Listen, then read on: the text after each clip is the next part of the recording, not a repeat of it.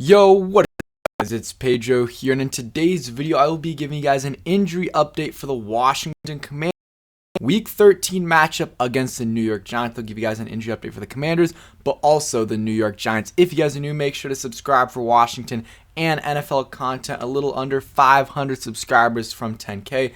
Please help me get there. Also hit that like button and turn on those notifications so you never miss a video. So today was, the second to last practice before the game. They'll have a practice tomorrow and we'll know the, player statuses for the game tomorrow. I'll make a preview video and I'll go over their statuses tomorrow. So make sure you guys stay tuned for that. But injury news, nothing crazy today, but Benjamin St-Juste still not practicing, and same thing with guard Trey Turner. Talked about it in yesterday's video, but if Trey Turner can't go, they likely will be playing Sam Cosmi at right guard. So that's an interesting development right there. Here's the full injury report. So let's get into that. So Antonio Gibson, he was kind of a new addition. Yesterday was limited. Today did not practice. You never like to see that. You never like to see a limited to a DNP or just any downgrade at all. We'll see. It's going to be more important tomorrow. If he's a DNP tomorrow, he's not playing, more likely than not. If he goes up to a limited though, then there's a chance he'll probably be questionable with like a 60% chance of playing. Dax Milne still not practicing at all. I don't think he's playing this week. Benjamin St-Juste, kind of the same thing. Maybe has a little bit more of a chance, but they'll probably just play it smart with Benjamin St-Juste. Have him out this week against a team that their receivers are terrible. They probably have the worst receiving corps in the NFL. And, you get Kendall Fuller and Darius Slayton, and that's really all you need to worry about. And I think they'll be fine for this week, and you'll get a fully healthy Benjamin St-Juste going into the next Giants game versus you'll probably get a definitely not 100% Benjamin St-Juste this week, and you have a chance of, re-injuring that and making it just so much worse for the future. So have him out this week and be good to go against the Giants coming off the bye. Trey Turner looks like he's not playing again. Didn't practice Wednesday, did not practice today, and yeah, don't see him playing. And if he doesn't play, which is likely, then you got Sam Cosmi in there at guard is a likely solution. You still got Sadiq Charles, and Wes Schweitzer could come off of IR relatively soon. And then Logan Thomas with the rib injury had the same thing last week, was questionable, did not practice on Friday, not because of the rib injury, but because of an illness, but he played, and he's going to play this week as well. Same thing with Larson. They've been yesterday said back injury. I guess today is shoulder. And then Chase Young, limited. Again, have no idea if he's going to play or not. The last few weeks I've kind of thought he was going to play. He hasn't, and I'll believe it when I see it, and I think he's going to be questionable for the game. I doubt he's going to have no injury status. I think there's a very, very good shot he's questionable for this game. The Giants, they've got a lot of players. I don't believe they practiced today. I think it was kind of it was a simulation.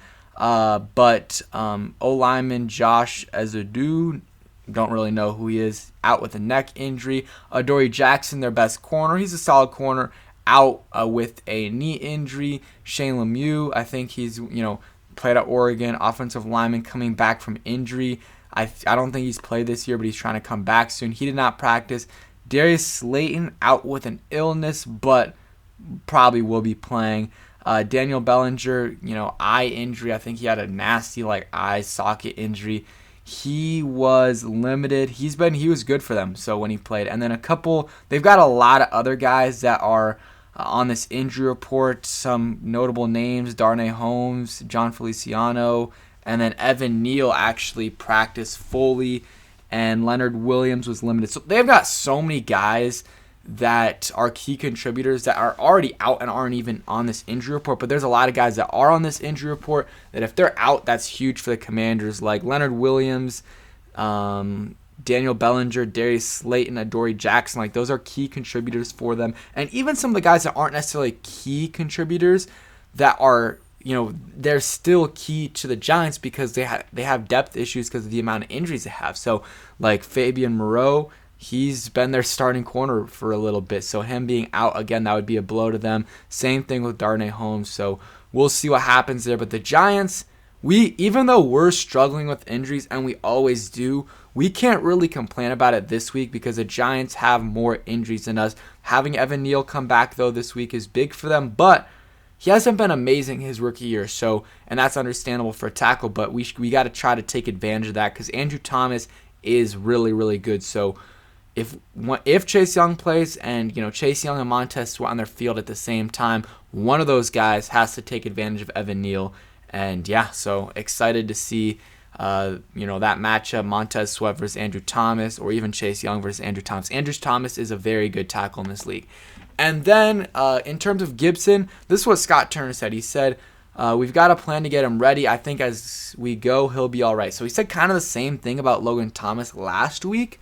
So I don't know. Maybe he plays. It'll be just more interesting how everything plays out tomorrow in practice. If he's limited, I think he probably plays. And then Benjamin St-Juste, just going back to that, it is a little concerning with the ankle injury because he's a little bit injury prone. The ankle injury this year, of course, the concussions last year, and you don't like to see those injuries mount up, piling up, but the concussions is hard to control. But now we know that the more concussions you get, the easier it is to get the next one, so that's concerning. But the ankle injury happens to a lot of guys. Hopefully it doesn't happen again, and hopefully he's back this week, but I doubt it. But after the bye, should be a pretty safe bet that he's back. So thanks for watching, guys. I hope you guys enjoyed the video.